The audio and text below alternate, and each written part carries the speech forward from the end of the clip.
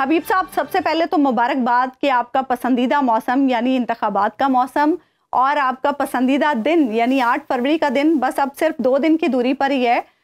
सबसे पहले तो हमें ये बताएं हबीब साहब, आपने खैबर से कराची तक अवाम में जाकर अवाम की राय भी मालूम की, लोगों के बीच में रह के आपने बहुत कुछ सुना, बहुत कुछ आपने नाजरीन तक भी पहुँचाया। आपको क्या लग रहा है अवामी नब्ज़ क्या है? और हम आपसे ये भी जानना चाहेंगे कि जो सर्वेज आपने किए उसका तरीक़ाकार क्या है, कैसे आपने वो सर्वेज कंडक्ट किए? मेरा ख्याल है दूसरा सवाल सबसे पहले, क्योंकि बहुत सारे लोगों को सर्वेज के तरीक़ाकार के बारे में नहीं पता, तो मेरा ख्याल है कि ये बताना बड़ा ज़रूरी है। लेकिन उससे पहले ये थोड़ी सी बात वाज़े कर दूं कि ये पाकिस्तान की तारीख़ का अब तक होने वाला सबसे बड़ा इलेक्शन सर्वे है, जिसमें 34,572 लोगों से 1 to 1 बैठ के माइक के ज़रिए बात करके हमने उनसे पूछा कि आपके ख्याल में आपके वोट का हकदार कौन सी पार्टी या कौन सा उम्मीदवार है। अच्छा। जो आपके हलके में खड़ा है। 34,000 से भी ज्यादा लोगों से आपने बात की। जी हाँ, बिल्कुल। और ये सिलसिला शुरू हुआ चित्राल NA1 से और ये सिलसिला चला कराची तक, और बलूचिस्तान इसमें शामिल नहीं रहा। उसकी वजह यह है कि बलूचिस्तान में ज़ाहिर है सफ़र की थोड़ी सी मुश्किलात होती हैं, फिर मौसम की शिद्दत से ज़्यादा असल बात यह है कि वहाँ पे सिर्फ 16 नशिस्तें थी। तो 16 नशिस्तें हैं, तो 16 नशिस्तों पर आपको बहुत ज़्यादा वक्त लगता है सफ़र की वजह से। लेकिन बहरहाल हमारे कुछ लोगों ने उस पर भी काम किया, उस पर भी मैं आपको बताऊँगा। लेकिन मजबूरी तौर पर हमने खैबर पख्तूनख्वा, पंजाब और सिंध में काम किया। ये मैं आपको बताऊं कि इसमें हर हलके में, यानी हमने जो सर्वे किया वो उसमें एक जो हलके थे उनका इंतखाब इस बुनियाद पे किया गया था कि वो कम से कम पाकिस्तान के 1/3 हलके हों, ताकि आप एक सही अंडरस्टैंडिंग लगा सकें, अंडरस्टैंडिंग अपनी कर सकें। और फिर मुख्तलिफ रीजन्स में हमने हलकों का इंतखाब किया। तो इस तरह मजमूई तौर पर जो ये हलके थे कौमी असम्बली के, वो 107 बने। और 107 कौमी असम्बली के हलकों का मतलब यह है कि इनके नीचे अक्सर जगह पे 2 और बाज़ जगह 3 हलके भी आते हैं। तो मजमूई तौर पर तकरीबन 225 से ज़्यादा सूबाई हलकों का भी हमने सर्वे किया।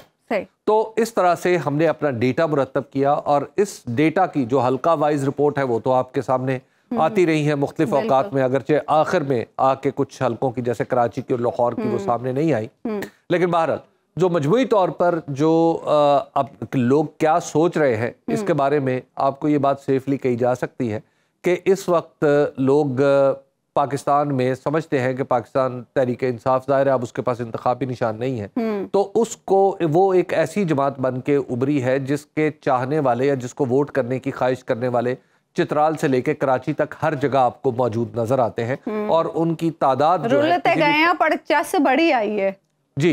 तो इसमें इस वजह से आप यूं कह सकते हैं कि आज भी सूरत हाल वही है। ठीक। अच्छा हबीब साहब, आपने ये तो बता दिया कि 34,000 से ज्यादा लोगों से आपने बात की। सफर कितना किया आपने इस बीच में? देखिए, ये सारे का सारा सफर जो था वो गाड़ी पे हुआ। अच्छा। और हम 5 अफराद की टीम थी, जिसमें एक तो इस प्रोग्राम के प्रोड्यूसर जनाब अली जान साहब हैं, जिन्होंने 20,000 किलोमीटर से ज्यादा गाड़ी चलाई। अच्छा। और ये मुसलसल चलाई। जी हाँ। अच्छा। क्योंकि हमारे पास जो गाड़ी थी उस गाड़ी में हम 5 लोग बैठ सकते थे, तो लिहाजा हमारे प्रोड्यूसर साहब थे वो गाड़ी चला रहे थे, उनके साथ वाली नशिस्त पे मैं बैठा था, और पीछे की नशिस्त पे 3 लोग थे जो हमारे साथ काम कर रहे थे। उनमें एक मोहम्मद यासीन साहब जो इस वक्त भी आपके साथ काम कर रहे हैं, और फिर हमारे कैमरामैन एहसान जो है। ये सारे लोग, हम 5 लोगों की टीम थे जिसने मुसलसल एक ही गाड़ी में सफर किया। बल्कि हमें आखिर तक, यानी 2 महीने ये सफर जारी रहा। तो आखिर में तो मुझे ऐसे लगने लगा कि ये सब जो है लोग ये मेरे बच्चे हैं, क्योंकि मैं ही उम्र में इनमें सबसे ज्यादा बड़ा था। तो इस तरह जैसे इन सब ने मेरा ख्याल रखा और जिस तरह काम किया, तो मुझे तो लगा कि जैसे ये सब के सब मेरे बच्चे हैं और मेरे बच्चों की तरह ही मैं भी इन्हें ट्रीट करता रहा। हाँ, मैं मतलब इन्हें डांटता भी रहा, इन्हें फिटकारता भी रहा और पुचकारता भी रहा। मुश्किलात क्या पेश आई इस सारे प्रोसेस में? कोई मुश्किलात जिनका आप खास तौर पर जिक्र करना चाह रहे हैं? देखिए, जो मुझे लगता है मुश्किल चीज तो है सफर, मुसलसल इसमें सफर करते रहना। लेकिन वो तो आपका पसंदीदा मशगला है, खास तौर पे इलेक्शन के दिनों लेकिन में। जब मशगला इस तरह के काम में ढलता है ना, कि जिसमें रोजाना आपको 500 किलोमीटर सफर करना पड़े, तो फिर आपको समझ में आती है। तो खैर, देखिए, इसमें जो मुश्किलात से ज़्यादा जो अहम चीज़ है, जो मैं समझता हूँ कि अनयूजुअल है, जो पाकिस्तान में पहले कभी ऐसा नहीं मैंने देखा, वो ये है कि उन लोगों की तादाद जो समझते हैं कि इस सिस्टम पे उनका भरोसा नहीं रहा, इसलिए वो वोट नहीं डालेंगे।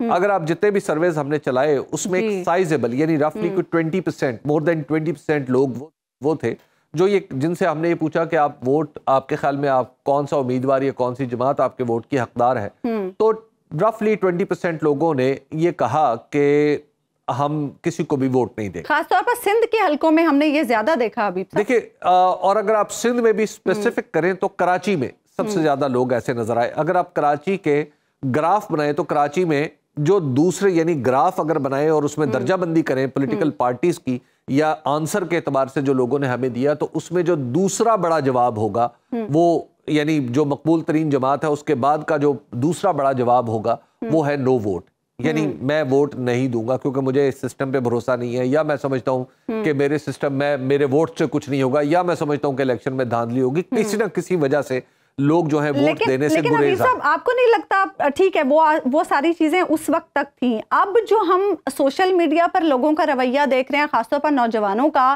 कि वो बहुत पुरजोश हैं कि वो 8 फरवरी को निकलेंगे, अपना वोट कास्ट करेंगे, और ना सिर्फ नौजवान बल्कि हमारे जो बूढ़े लोग हैं वो भी बड़े इस वक्त पुरजोश हैं कि हम निकलेंगे 8 फरवरी को वोट करने के लिए। लेकिन साथ ही साथ अभी साहब थोड़ी सी बेयकीनी अब भी है इंतखाबात के हवाले से, इसकी आप क्या वजह समझते हैं?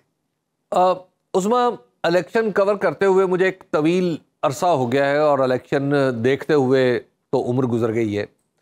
देखिए, 1985 से ऑनवर्ड अगर आप देखें तो पाकिस्तान में जब भी इलेक्शन की डेट अनाउंस हुई है तो इलेक्शन होने के दिन तक उसके बारे में लोगों के शुकूक व शुबहात ही रहते हैं। मिसाल के तौर पे अगर आप 1985 की बात कर लें तो ज़ियाउल हक साहब जो जब 77 में उन्होंने इक़्तिदार पर कब्जा किया था तो वो 90 दिन के लिए आए थे और उन्होंने बाकायदा एक इलेक्शन शेड्यूल का ऐलान भी कर दिया था। उसके बाद फिर वो इलेक्शन मुलतवी हो गए, फिर एक और शेड्यूल आया, उसके बाद फिर इलेक्शन की बात चलती रही, होते होते 1985 आ गया।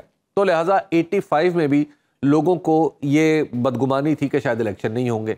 इसी तरह जब 1988 में जनरल ज़ियाउल हक एक तैयारे के हादसे में जाँ बहक हो गए तो उस वक्त भी 88 में इलेक्शन होने थे और उस वक्त भी ये बदगुमानी थी कि शायद इलेक्शन नहीं होंगे। और उसके बाद भी आप देख लीजिए कि हत्ता के 2008 में यानी 2000 मैंने बीच के सारे टाइम इसलिए गुजार दिए हैं कि बहुत सारी आज की जो जनरेशन को शायद वो उससे रिलेट ना कर पाए।